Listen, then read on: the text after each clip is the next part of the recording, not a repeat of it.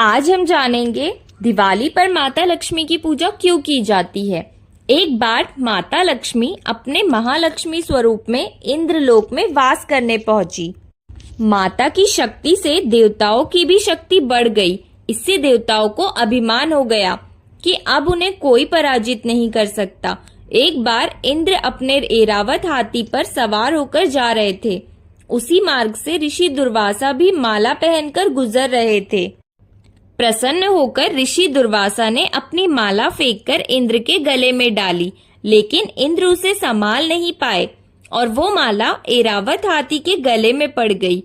हाथी ने सिर को हिला दिया और वो माला जमीन पर गिर गई। इससे ऋषि दुर्वासा नाराज हो गए और उन्होंने श्राप दे दिया कि जिसके कारण तुम इतना अहंकार कर रहे हो वो पाताल लोक में चली जाए। इस श्राप के कारण माता लक्ष्मी पाताल लोक चली गई। लक्ष्मी जी के चले जाने से इंद्र व अन्य देवता कमजोर हो गए और दानव मजबूत हो गए। तब जगत के पालनहार नारायण ने लक्ष्मी जी को वापस बुलाने के लिए समुद्र मंथन करवाया। देवताओं और राक्षसों के प्रयास से समुद्र मंथन हुआ तो इसमें कार्तिक मास की कृष्ण पक्ष की त्रयोदशी के दिन भगवान धन्वंतरी निकले। इसलिए इस दिन धनतेरस मनाई जाती है और अमावस्या के दिन लक्ष्मी जी बाहर आई। इसलिए हर साल कार्तिक मास की अमावस्या पर माता लक्ष्मी की पूजा होती है। क्योंकि इस दिन श्री राम भगवान वनवास से लौटकर अयोध्या आए थे और उनके आने की खुशी में लोगों ने घरों को दीपक से रोशन किया था, इसलिए कार्तिक मास की अमावस्या के दिन ही दिवाली भी मनाई जाने लगी। इस दिन पहले लक्ष्मी जी का पूजन होता है और उसके बाद दिवाली की खुशी में घरों को दीपक से रोशन किया जाता है। लेकिन दिवाली के दिन गणेश जी का पूजन क्यों किया जाता है और लक्ष्मी जी गणेश जी के दाहिनी ओर क्यों विराजती है? इसके बारे में कहा जाता है, एक बार लक्ष्मी जी को स्वयं पर अभिमान हो गया था कि धन प्राप्ति के लिए सारा संसार उनकी पूजा करता है और उन्हें पाने के लिए ललायित रहता है। तब माता लक्ष्मी ने भगवान विष्णु से एक चर्चा करते हुए कहा कि मैं धन, धान्य, ऐश्वर्य सभी चीजों का वरदान देती हूँ। मेरी कृपा से ही सभी भक्तों को सुख की प्राप्ति होती है। ऐसे में मेरी पूजा सबसे सर्वश्रेष्ठ होनी चाहिए। भगवान विष्णु ने माता लक्ष्मी के इस अहंकार को जान लिया और इसे तोड़ने का फैसला किया। भगवान विष्णु ने माता लक्ष्मी से कहा कि आप भले ही सुख समृद्धि प्रदान करती है, लेकिन किसी भी स्त्री को मातृत्व का सुख न मिलने से उसका नारीत्व अपूर्ण रह जाता है। इसलिए आपकी पूजा सर्वश्रेष्ठ नहीं मानी जा सकती।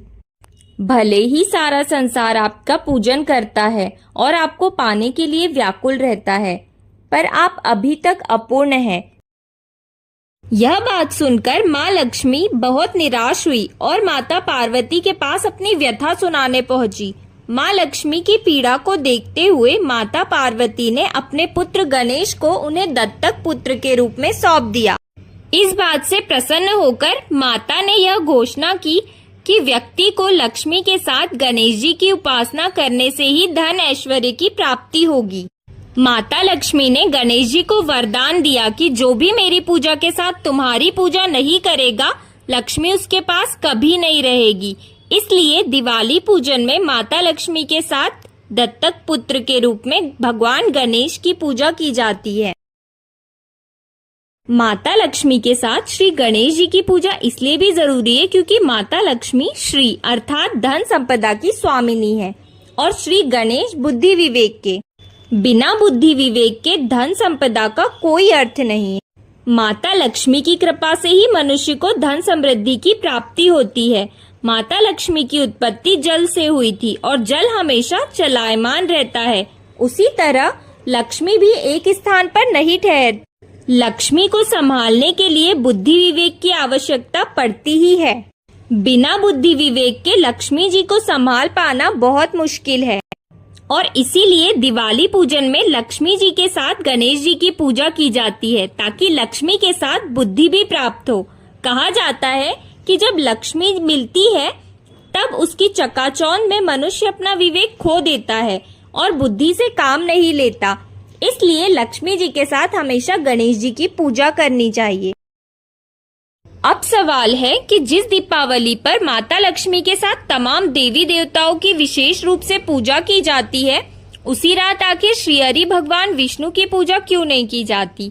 इसका रीजन है क्योंकि दीपावली का पावन पर्व चातुर्मास के बीच में पड़ता है और इस समय भगवान विष्णु 4 मास के लिए योग निद्रा में लीन रहते हैं।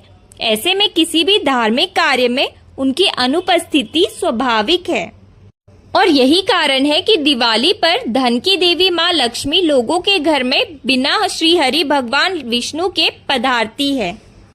और दिवाली के बाद जब भगवान विष्णु कार्तिक पूर्णिमा के दिन योग निद्रा से जागते हैं तो सभी देवता एक बार श्री हरि के साथ माता लक्ष्मी का विशेष पूजन करके एक बार फिर से दिवाली का पर्व मनाते हैं, जिसे देव दिवाली कहा जाता है।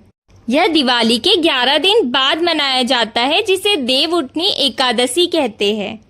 कहा जाता है देवशयनी एकादशी को भगवान विष्णु सो जाते हैं और दिवाली के 11 दिन बाद आने वाली देव उठनी एकादशी को भगवान विष्णु उठते हैं।